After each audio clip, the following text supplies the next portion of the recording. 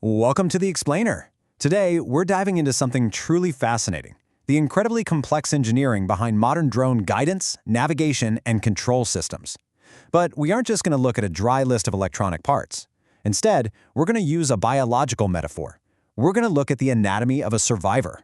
Because the systems keeping today's high-tech drones in the air, they're literally designed to sense, think, and react just like a living organism fighting to survive. Okay, let's dive into this. Here is our cognitive roadmap so you know exactly how we'll break down these concepts. We'll cover 1. The survival challenge, 2. Brain, hardware redundancy, 3. Sensors, sensor fusion, 4. Instinct, navigation assurance, and 5. The autonomous future. Right, let's kick things off with Section 1, the survival challenge, extreme stakes. To really grasp these extreme stakes, I want you to imagine this scenario for a second. What actually happens when a drone's electronic brain literally freezes in sub-zero temperatures? Or what if its GPS signal is maliciously hijacked by an external force? For a living creature, losing its mind or its senses is a death sentence. And you know what? For a drone, it is exactly the same. The reality from our source material shows that modern drones operate in some seriously high-stakes environments. We are talking about preventing multi-million-dollar crashes here. These machines are flying into zones with heavy electronic warfare, purposeful signal jamming, and totally GPS-denied environments.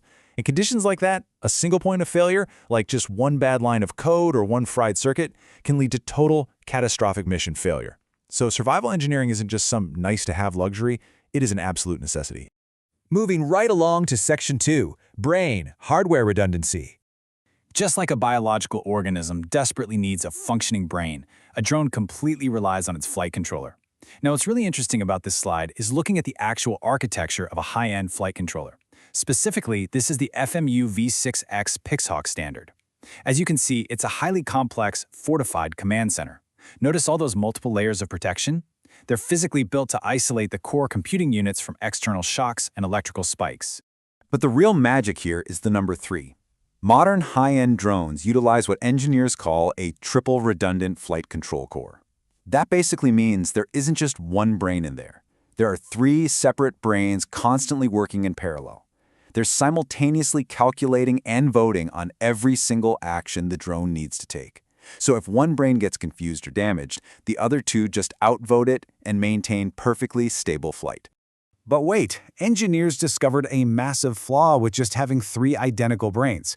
What if a single invisible software bug affects all 3 of them in the exact same way at the exact same time? To solve this, they use something called dissimilar hardware.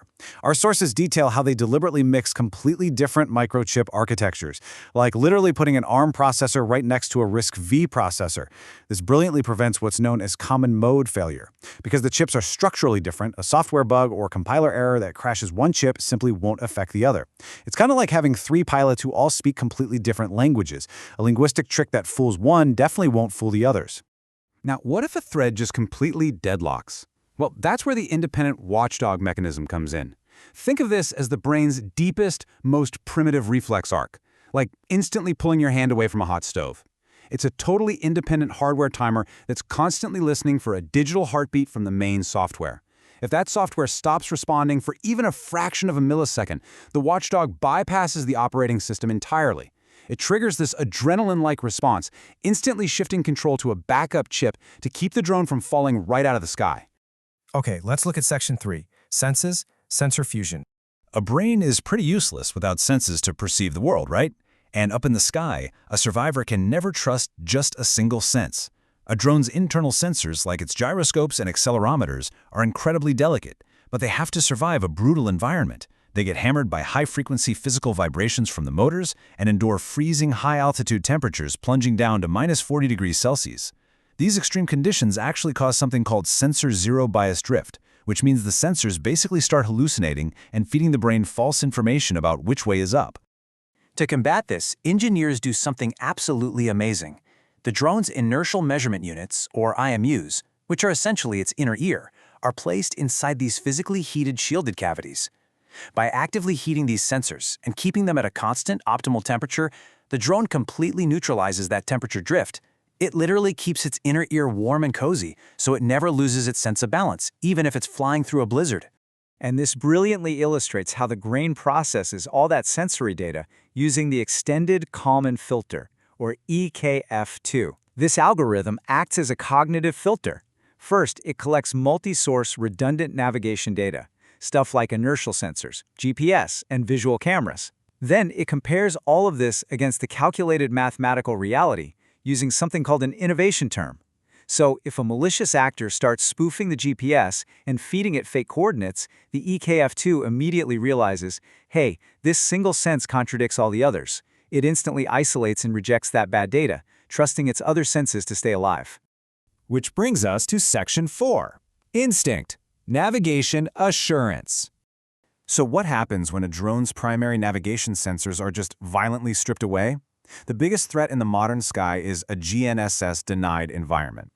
This is a situation where GPS signals are either completely blasted away by jamming or they're maliciously spoofed. I mean, you wouldn't trust a map app if it told you to turn right into a lake, right? Drones need those exact same deep fallback instincts when their GPS is hacked, so they don't blindly follow bad directions. To survive, the drone uses a very strict navigation hierarchy.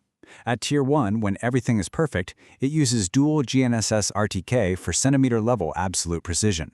But if that gets jammed, it downgrades to Tier 2, using LiDAR and visual odometry. This basically means using lasers and cameras to look at the ground and map its relative position.